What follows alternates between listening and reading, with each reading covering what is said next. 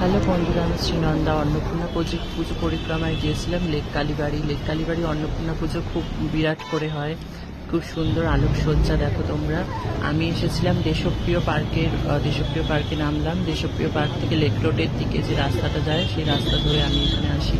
তোমরা কালীঘাট মেট্রো স্টেশনে নেমে সেখান থেকে কিছুটা হেঁটে এসে লেক রোডের রাস্তা ধরে তোমরা লেক কালীবাড়িতে আসতে পারো। খুব সুন্দর হয় এখানে অন্নপূর্ণা পুজোটা। দেখো কি সুন্দর আলোকসজ্জা করা হচ্ছে, শিব পার্বতী, কৃষ্ণ, লক্ষ্মী, গণেশ, আরও অনেক রকম আলোকসজ্জা করা হয়েছিল আর ফুল দিয়ে সাজানো হয়েছিল।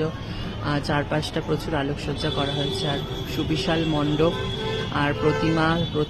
কলকাতার সব থেকে বড় অন্নপূর্ণা প্রতিমা এটি এই লেক কালীবাড়িতে হয়েছে। আর লেক কালীবাড়ির প্রতিমা মানে সনাতন রুদ্রপালের অসামান্য সৃষ্টি, পদ্মশ্রী প্রাপ্ত সনাতন রুদ্রপালের এই অসামান্য মাতৃ প্রতিমা। দেখো কি সুন্দর লাগছে মা অন্নপূর্ণাকে।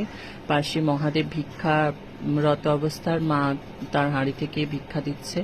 পাশে দেখছো মায়ের সখী, আর এক পাশে বাউলি, আর এক পাশে বৈষ্ণবী করা হয়েছে। খুব সুন্দর লাগছিল সনাতন রুদ্রপালের প্রতিমা। এই জিনিসগুলো খুব ভালো লাগে দেখতে।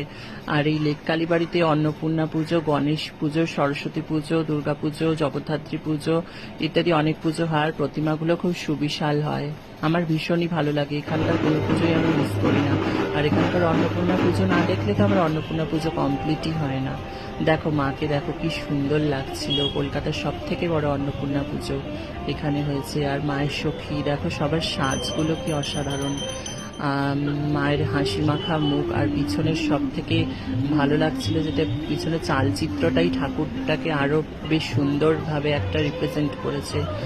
তার জাস্ট দারুণ লাগছিল। দুপাশেই যে এগুলো করা হয়েছে, বাউল আর বৈষ্ণবী, এগুলো খুব সুন্দর লাগছিল। খুব সুবিশাল মণ্ডপ আর ঝাড়বাতি দিয়ে সাজানো হয়েছিল, খুব সুন্দর। যাই হোক, তোমাদের মণ্ডপটা আর সামনের এই চারপাশের এই জায়গাটা আমি একটু ঘুরে দেখাই। লেক কালীবাড়ি দেখো কত আলো দিয়ে সাজানো হয়েছে, কি সুন্দর আলোকসজ্জা ফুলের।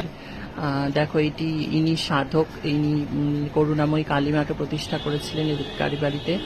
দেখো কত ভক্তরা ভোগ নেওয়ার জন্য লাইনে দাঁড়িয়েছিল। সবাইকে পায়েস প্রসাদ দেওয়া হচ্ছিল। পুজোর দিন এখানে পোলাও দেওয়া হয়। যদিও আমি রামনবমীর দিন সন্ধ্যায় গিয়েছিলাম, মানে অন্নপূর্ণা পুজোর পরের দিন, তা আমিও এই পায়েস প্রসাদ পেয়েছিলাম। এখানে দেখো বাসন্তী পুজো হয়, খুব সুন্দর করে এখানে নিয়ম নিষ্ঠা করে বাসন্তী পুজো হয় আর অন্নপূর্ণা পুজো হয়। অন্নপূর্ণা পুজোটা সব থেকে বড় এখানে। দেখো এই লেক কালীবাড়ির পাশে যে মাঠটা, ওখানে অন্নপূর্ণা পুজোটা হয়। আর তোমাদেরকে দেখিয়ে দিই করুণাময়ী শ্রী শ্রী 108 কালীমাতা, করুণাময়ী কালীমাতা ভীষণই জাগ্রত এই লেক কালীবাড়ির মা। তেনার কাছে অনেক প্রচুর আসি আমি সবসময়। দেখো ডালার দোকান চারিদিকে। আর তোমাদের একটু দেখিয়ে দিই মায়ের আরতি। আমি অপেক্ষা করছিলাম মায়ের আরতির জন্য, তাই আরতি দেখলাম। খুব সুন্দর লাগে মায়ের আরতি দর্শন করে। তোমরা দেখে নাও মায়ের সন্ধ্যারতির দৃশ্য। এটি নবমীর দিন সন্ধ্যায় মায়ের সন্ধ্যারতি হচ্ছিল। খুব সুন্দর ঢাক পাচ্ছিল, বাজনাও খুব সুন্দর ছিল। পুজোর পরিবেশ তো জাস্ট অসাধারণ, পরিবেশ খুব সুন্দর।